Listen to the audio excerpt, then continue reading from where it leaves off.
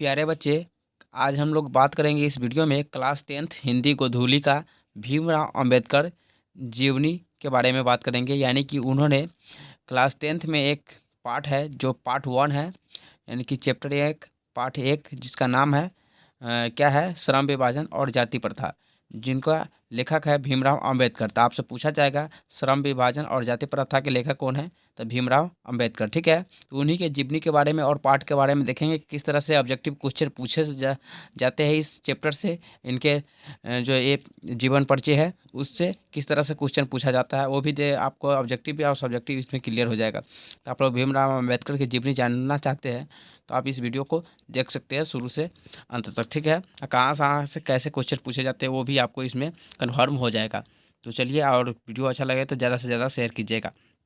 यहाँ पे चलिए शुरू करते हैं।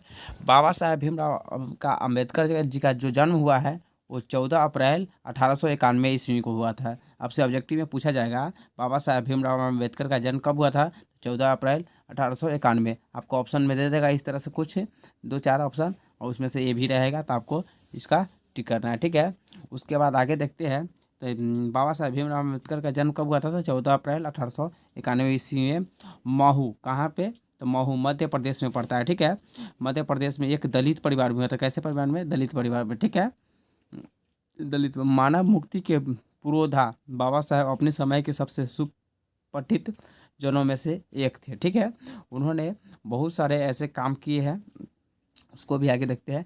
उन्होंने पढ़ाई कहाँ से की है, तो देख सकते हैं प्राथमिक शिक्षा के बाद बड़ौदा नरेश के प्रोत्साहन पर उच्च शिक्षा के लिए न्यूयॉर्क यानी कि अमेरिका गए। ठीक है, फिर वहाँ से कहाँ गए, लंदन गए, इंग्लैंड, लंदन इंग्लैंड। तो आपसे पूछा जाएगा ऑब्जेक्टिव में, यहाँ से पूछा जा सकता है किनके प्रोत्साहन पे जो है भीमराव अंबेडकर जो है न्यूयॉर्क गए थे, अमेरिका गए थे, तो बड़ौदा नरेश के, ठीक है, बड़ौदा नरेश के प्रोत्साहन पर।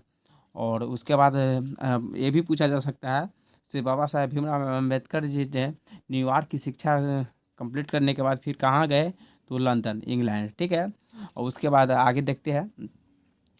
यहाँ पे उन्होंने संस्कृत का धार्मिक, पौराणिक और पूरा वैदिक वाङ्मय अनुवाद के जरिए पढ़ा और ऐसे ऐतिहासिक सामाजिक क्षेत्र में अनेक अनेक मौलिक स्थापनाएं प्रस्तुत की।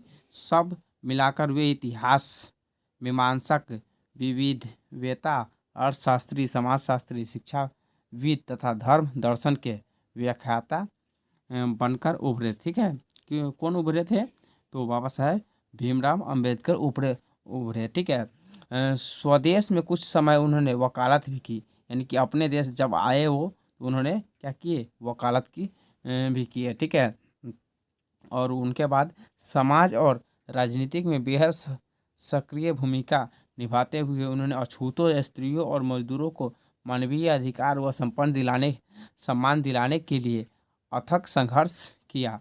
उन्होंने दलितों को अपने अधिकार दिलाने के लिए बहुत सारा ऐसे काम किए हैं जिससे जा कर के आज स्त्रियों और अछूतों और मजदूरों को जो है समान अधिकार मिल रहा है। ठीक है, नहीं तो नहीं मिलता।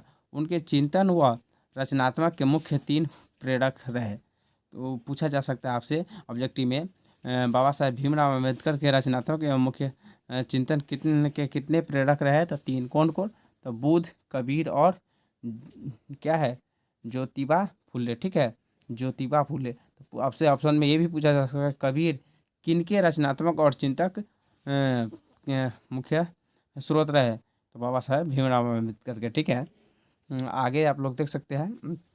आगे यहाँ पे इनके बारे में बताया, भारत के संविधान निर्माण में उनकी महती भूमिका, एक निष्ठ समर्पण के कारण ही हम आज उन्हें भारतीय संविधान का निर्माता कहकर श्रद्धांजलि अर्पित करते हैं।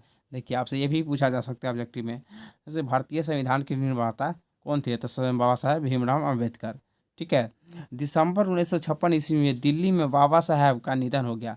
और वो आपका जन्म तो यहाँ पे देख के लिए ऊपर में 14 अप्रैल 1891, और इनका निधन कब हुआ था, तो दिसंबर 1956 में। यानी कि मृत्यु कब हो गई थी बाबा साहेब भीमराव अम्बेडकर का, तो 1956 ईस्वी में। कब, कहाँ पे, तो दिल्ली में। ठीक है, दिल्ली में हुआ था। और जन्म कहाँ हुआ था, मध्य प्रदेश के महू में। तो चलिए और उनके बाद जो है इनके लेखक जो इन्होंने और सारी भाषाएं में अपने जो है प्रमुख रचनाएं दी है, उससे भी ऑब्जेक्टिव पूछे जाते हैं। तो आप यहाँ पे उसको को भी क्लियर करते चलिएगा। बाबा साहब ने अनेक पुस्तकें लिखी। उनकी प्रमुख रचनाएं एवं भाषण है the custom in India, their mechanism, genesis and development, the untouchables, who are they. ठीक है, ये सब क्या है, तो उनकी पुस्तकें हैं, प्रमुख रचनाएं और भाषण है। ठीक है, who are Shudras, Buddhism and communism. उसके बाद अगला है बुद्धा एंड हिज धम्मा। उसके बाद अगला है थॉट्स ऑन लिंग्विस्टिक स्टेट्स। ठीक है, the rise and fall of the Hindu बॉम्बिंग, एनिहिलेंस ऑफ कॉस्ट आदि। ये सब क्या चीज़ है, तो इस सब का नाम आपको याद रखना होगा। ठीक है, क्योंकि इसमें से ऑप्शन में आपको दे देगा किसी और कहेगा ये प्रमुख रचना बाबा साहब भीमराव अम्बेडकर की निम्नलिखित में से कौन है। ठीक है, तो इस तरह से आपसे क्वेश्चन पूछा जाएगा।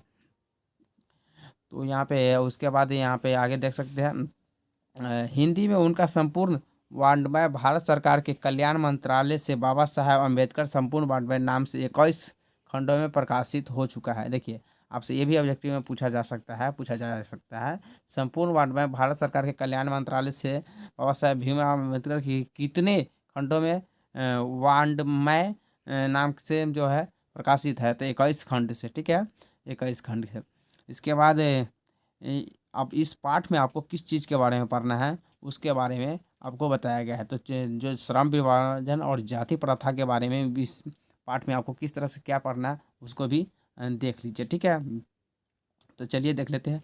यहाँ प्रस्तुत पाठ बाबा साहब के विख्यात भाषण एनिहिलेंस ऑफ कॉस्टन के ललाई सिंह यादव द्वारा किए गए हिंदी रूपांतरण जाति भेद का उच्छेद से किंचित संपदा के साथ लिया गया। यानी कि ये जो पाठ जो है श्रम विभाजन एवं जाति प्रथा नाम से स्पष्ट है। ठीक है, तो ये जो है यह क्या है, आपसे पूछा जाएगा यह क्या है, तो यह भाषण जाति पंडित पोंडल मंडल यानी कि लाहौर के वार्षिक सम्मेलन 1936 के अध्यक्षीय भाषण के रूप में तैयार किया गया था, परंतु इसके क्रांतिकारी दृष्टि से आयोजक की पूर्णतः सहमति न बन सके कारण सम्मेलन स्थगित हो गया और यहाँ यह पढ़ा न जा सका। ठीक है, बाद में बाबा साहब ने इसे स्वतंत्र पुस्तिका का रूप दिया। ठीक है, जब वहाँ पे पढ़ा न जा सकता वार्षिक सम्मेलन में, तीनों ने उसको स्वतंत्र पुस्तिका के रूप में क्या कर दिया। ठीक है,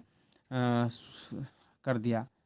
प्रस्तुत आलेख में वे भारतीय समाज में श्रम विभाजन के नाम पर मध्ययुगीन अवशिष्ट संस्कारों के रूप में बरकरार जाति प्रथा पर मानवीयता, नैसर्गिक न्याय और सामाजिक सद्भावना की दृष्टि से विचार करते हैं। यानी कि वे कहते हैं, अपने मन में विचार करते हैं और सोचते हैं जाति प्रथा वे विषमतापूर्ण सामाजिक आधारों, रूढ़ पूर्वाग्रहों और लोकतंत्र के लिए उनकी स्थैर्यकर प्रकृति पर भी यहाँ एक संभांतर विविधता को जो है दृष्टिकोण से उभार सकता है।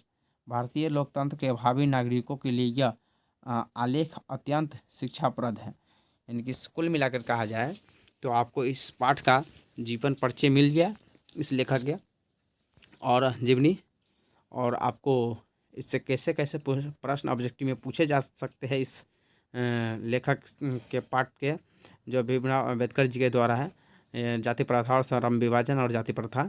इससे तो आपने देखा महत्वपूर्ण बातों पर हमने गौर किया।